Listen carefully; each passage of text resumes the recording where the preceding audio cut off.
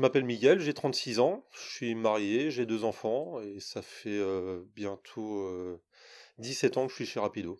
Alors j'ai fait un BEP, un CAP à Mayenne et ensuite j'ai fait un bac construction et aménagement du bâtiment à Laval. Au début, je j'étais pas plus passionné que ça par la menuiserie en tant que telle, en tout cas la menuiserie artisanale. Aller sur les chantiers, tout ça, c'était pas vraiment mon truc. Je suis arrivé ici tout à fait par accident. J'ai écrit mon CV sur une feuille de cahier. C'est pas très pro et je suis venu en vélo, en jogging, parce que j'avais l'idée de l'usine. Du coup, finalement, de rencontrer les gens, avoir un outil de travail très élaboré par rapport à l'artisanat, par exemple, ça m'a tout de suite plu.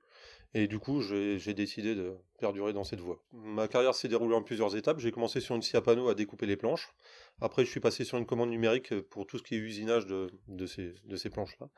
Et maintenant, depuis 2 ans, je suis en programmation, c'est-à-dire que je prépare les programmes pour les commandes numériques, pour ces machines-là. Bah, je suis responsable du travail que je fournis déjà, et c'est déjà une grosse responsabilité, parce qu'il faut savoir que c'est des programmes qui sont utilisés par des gens derrière, donc ça ne concerne pas que moi. Derrière, si je fais un programme qui va cracher la machine, ça peut avoir des contraintes énormes pour l'entreprise. L'avantage, c'est que il y a un échange qui se crée avec les gens, aussi bien avec le bureau d'études qui me fournit les fichiers que les opérateurs en machine. Je suis un petit peu un intermédiaire entre tous ces gens-là. Et c'est hyper intéressant de rencontrer des gens, discuter avec eux, confronter des points de vue, prendre des infos. On peut vraiment se performer au travers de ça, quoi. Sans faire des formations. Une qualité d'écoute, ça peut vraiment faire la différence sur certains points. En entreprise, c'est très difficile de travailler tout seul dans son coin.